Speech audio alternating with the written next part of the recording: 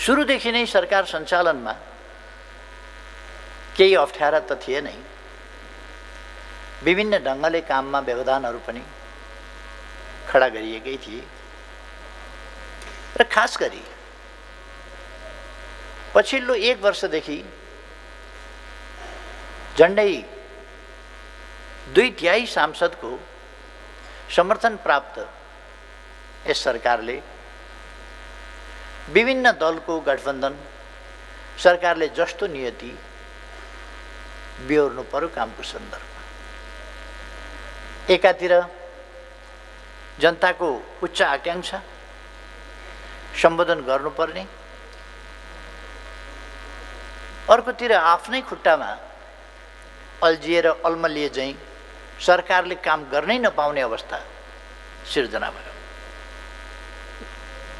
झन्डै 3 वर्षदेखि संवैधानिक आयोगहरू पदाधिकारी विहीन रहे, जुन कुरा जग जाहेर छ। नियुक्ति प्रक्रियामै जान नपाउने, अवरोध हुने, संसदलाई बिजनेस सरकारले दिने हो।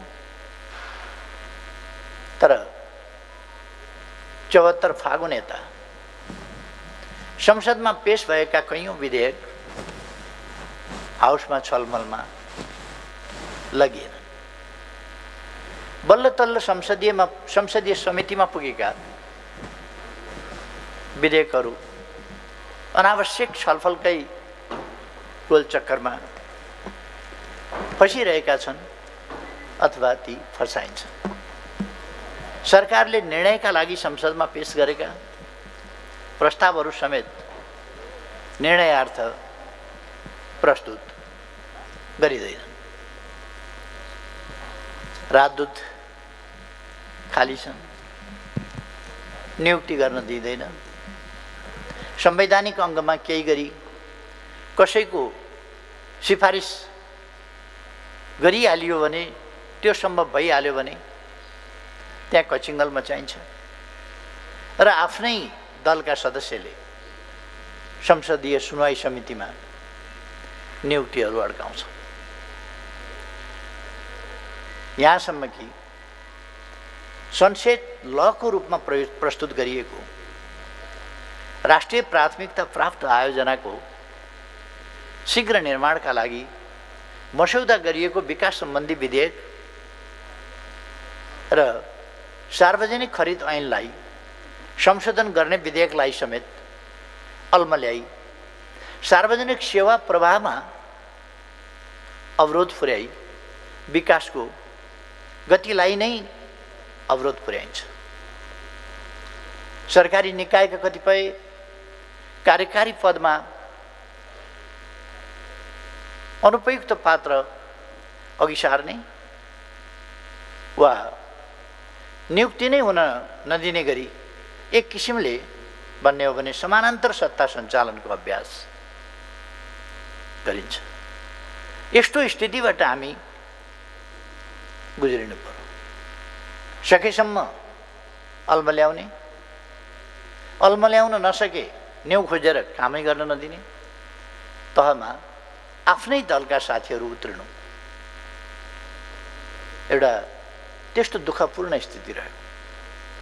यद्यपि नेकपाको शीर्ष तहमा रहेका केही नेताहरूको अतृप्त आकांक्षा र कुण्ठाको बाछिटा व्यवस्थापिकामा नपरोस् भन्नेमा म हरदम सचेत रहेकै हुँ। विगत वर्षदेखि लगभग वर्ष दिनदेखि समयभन्दा अगावै निर्वाचनको बाटोमा हिँड्न नपरोस् भनेर अनेकौं लान्छना सहेरै अप्ठ्यारो परिस्थितिलाई अन्यत्र मोड्ने प्रयास मैले धेरै गरेको।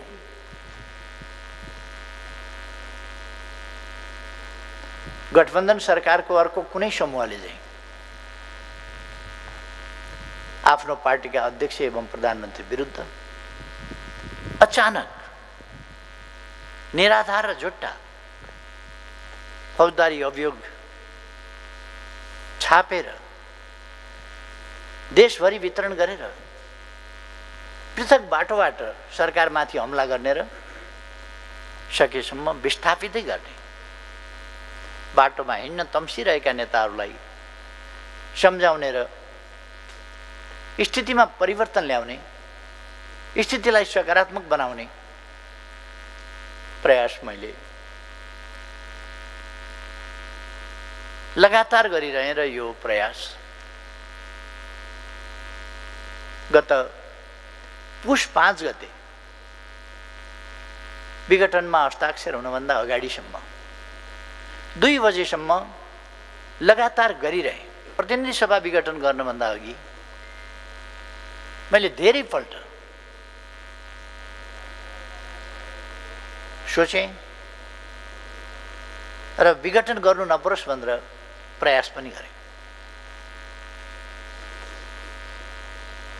मैले सोचेँ कि विद्यमान अवस्थामा वैकल्पिक सरकारको सम्भावना छ त?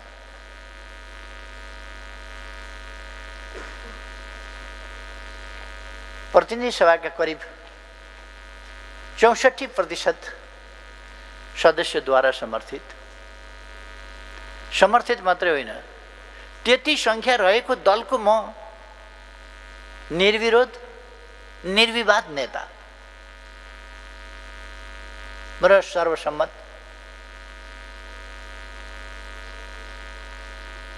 जसो प्रधानमन्त्री। मेरा विरुद्ध संसदीय दलमा कुनै चर्चा, विपरीत चर्चा, आलोचना, टिप्पणी केही पनि छैन।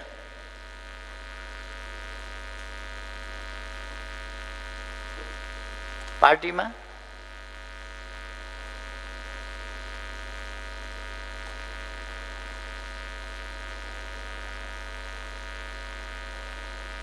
केही व्यक्तिहरू भित्र गाईगुई, सानो संख्याको एउटा गाईगुई, आलोचना, टिप्पणी र एकजना व्यक्तिले एउटा झुटो लान्छनाको पत्र पेश गरेको बाहेक अरू केही छैन। संसदीय दलमा मेरा विरुद्ध कुनै उजुरी छैन।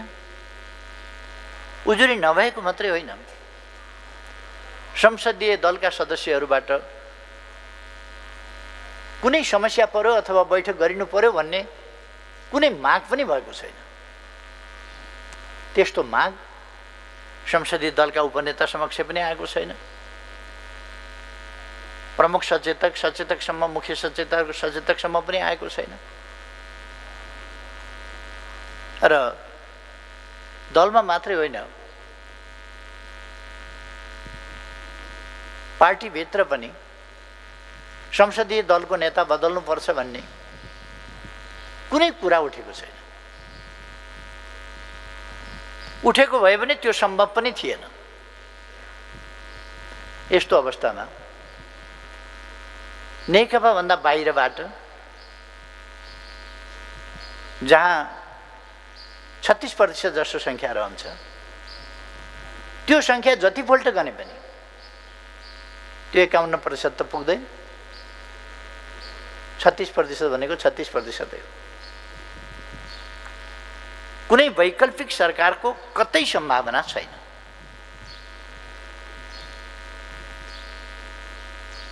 त्यस्तो अवस्थामा बेठिक ढङ्गले, अस्वस्थ ढङ्गले अगाडि बढ्ने कुरा एउटा विग्रहको बाटो रोज्नु मात्रै हो, जसले तपाईँ हामीले आर्जन गरेको राजनीतिक प्रणाली र त्यस प्रणालीले माग गर्ने र माग गरिरहेको स्थिरता र स्थायित्व जोगिने सम्भावना हुँदैन थियो। यदि मैले विघटनको बाटो नगएर अरू अस्वस्थ गतिविधि तर्फको बाटोलाई खुल्ला गरिदिने हो भने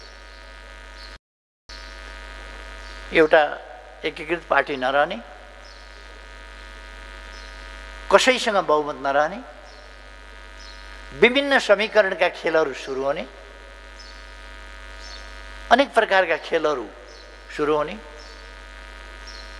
र देश अस्थिरता र अस्थायित्वतिर जाने ती सम्भावनाहरू स्पष्ट देखा परे। फेरि उही 6-8 महिना 9 महिनामा सरकार परिवर्तन हुने, त्यसको निरन्तर अनियन्त्रित श्रृङ्खला सुरु हुने, त्यस बाटोमा राष्ट्रिय राजनीति जाने धकेलिने त्यो सम्भावना थियो। त्यसबाट देशलाई जोगाउनु आवश्यक थियो, जरुरी थियो। त्यसैले प्रतिनिधि सभाको बाँकी यस कार्यकाललाई राजनीतिक अस्थिरताको खेल मैदान बन्न दिनु हुँदैन थियो। त्यस्तो बन्न दिने कि अर्को विकल्पमा जाने। प्रधानमन्त्रीको हैसियतले मेरा सामु धेरै विकल्प थिएनन्, दुईटा मात्रै विकल्प थिए कि मैले राष्ट्रिय राजनीतिलाई अस्वस्थ फोहोरी खेलतर्फ जान दिन मन्जुर गर्नु पर्थ्यो कि हामीले प्राप्त गरेका उपलब्धिको रक्षा गर्दै ती उपलब्धिहरूलाई व्यावहारिक रूपमा कार्यान्वयन गर्दै स्थिरता स्थायित्वको बाटोबाट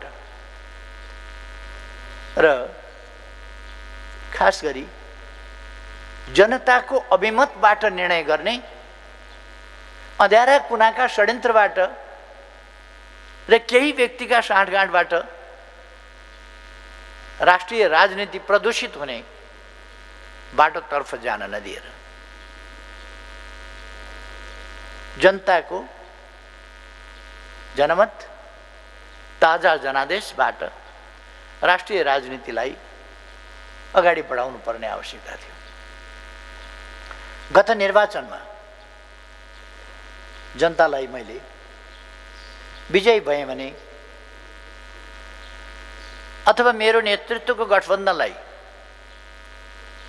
सरकार सञ्चालन गर्ने गरी जनमत प्राप्त भयो भने राजनीतिक अस्थिरता हुन दिन्न, रोक्छु।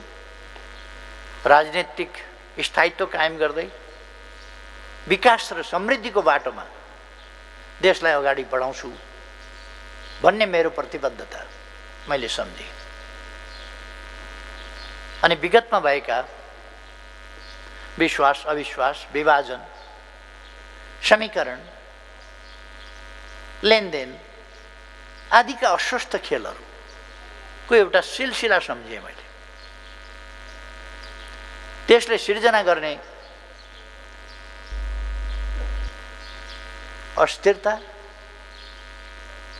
र अस्वस्थ बाटोतर्फ देशलाई जान दिन मिल्दैन थियो, जान दिनै हुँदैन थियो। त्यस्तो अवस्थामा एकातिर प्रतिनिधि सभाबाट अर्को सरकार बन्ने विकल्प नहुनु थिएन, छैन। अर्कोतिर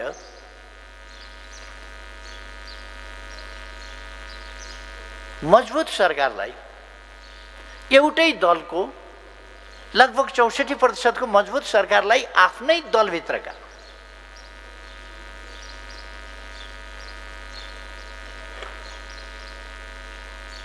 आफ्नै सहकर्मीहरूले चल्नै नदिने खालको स्थिति, त्यस्तो विडम्बनापूर्ण एउटा जटिल अवस्थामा राष्ट्रप्रति जिम्मेवार हुँदै फेरि जनताका बीचमा जानु बाहेक जनताले सुम्पिएको जिम्मेवारीमा केही नयाँ प्रवृत्ति त नयाँ होइनन्, तर पनि यस परिस्थितिमा बहुमतको सरकार भइसकेपछिको परिस्थितिमा पनि केही प्रवृत्तिहरू जो देखा परे ती हिजो गरेका कबुलभन्दा पृथक, ती कबुल पुरा गर्न नसकिने अवस्था भएपछि जनताले जुन मेरो अगुवाई र मेरो नेतृत्व र मेरा पहलहरू माथि विश्वास जनाउनु भएको थियो, त्यो विश्वास फेरि मैले जनताका बीचमा व्यवधानकारीहरूलाई असफल पार्दै जनताका बीचमा जानु र त्यो विश्वास ट्रायल गर्नु आवश्यक थियो। त्यसकारण मैले जनताका बीचमा यहाँहरूले दिनुभएको जुन विश्वास थियो त्यो विश्वास कार्यान्वयन गर्न दिइएन। तपाईहरुले जुन जिम्मेवारी दिनुभएको थियो त्यो जिम्मेवारी पूरा गर्न दिइएन। तपाईहरुका अगाडि मैले जुन कबुल गरेको थिएँ त्यो कबुल गर्न पूरा गर्न दिइएन। त्यसकारण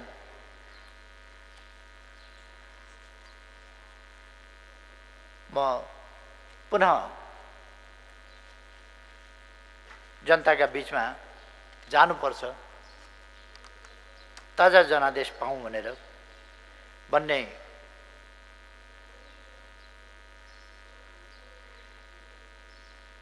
निर्णयमा पुगे। उहाँहरू केलाई प्रतिगमन भनिरहनु भएको छ? के हो प्रतिगमन भनेको? निर्वाचन प्रतिगमन हो। निर्वाचन हुँदा बहुदलीय प्रतिस्पर्धात्मक राजनीतिक प्रणाली त्यो समाप्त हुन्छ। हामीले रोजेको त्यो प्रणाली होइन। कथम कदाचित संसद चल्न सकेन वा संसदले राम्ररी फङ्सन गर्न सकेन वा सरकारलाई काम गर्न दिएन भने अनि गर्ने के त? के देशलाई अस्वस्थ राजनीतिको गोलचक्करमा फसिरहन दिने? जनताका बीचमा जान परेन? जनताका बीचमा जाँदा, जनादेशका लागि जाँदा यदि प्रतिगमन हुन्छ भने कमसेकम 1.5-2 वर्षपछि त चुनाव आउँछ नै, फेरि प्रतिगमन त रोक्न सकिने त भएन।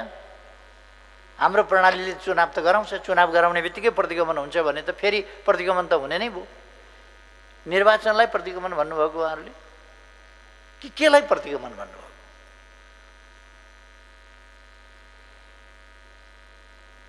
के अहिले हामी संविधानले जुन कोरेका प्रणालीका सीमाहरूभन्दा बाहिर गएका छौँ? त्यसभन्दा हामी के पछि हटेका छौँ? हामी सङ्घीय लोकतान्त्रिक गणतन्त्रको सुदृढीकरण र त्यसले अङ्गीकार गरेको सामाजिक सांस्कृतिक मूल्य मान्यताका विरुद्धमा छौँ?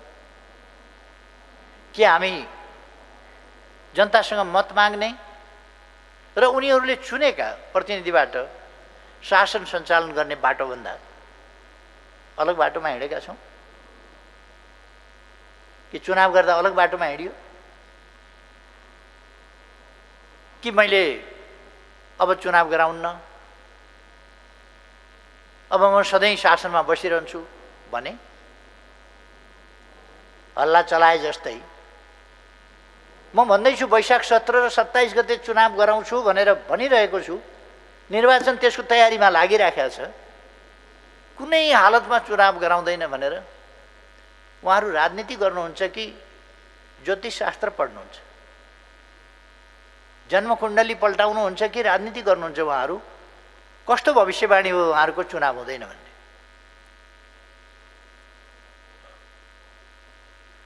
हामी कोही उल्टो बाटोतिर फर्केका छैनौँ। उल्टो बाटोतिर हामी फर्केका छैनौँ भने संविधानको रक्षा हाम्रो प्रतिबद्धता हो, त्यसको सृजनात्मक कार्यान्वयन प्रतिबद्धता हो, प्रणालीको रक्षा हाम्रो प्रतिबद्धता हो, सुदृढीकरण प्रतिबद्धता हो। अनि त्यसको व्यवहारिक कार्यान्वयन गर्दै, त्यसमा आइपरेका अप्ठ्यारा र व्यवधानहरू फुकाउँदै, लोकतन्त्रलाई सुदृढ गर्दै, देशमा स्थिरता र स्थायित्व कायम गर्दै लोकतन्त्रको बाटोमा अगाडि बढ्छौँ, जनताको आदेश र अभिमतबाट अगाडि बढ्छौँ भने प्रतिगमन भयो कसरी?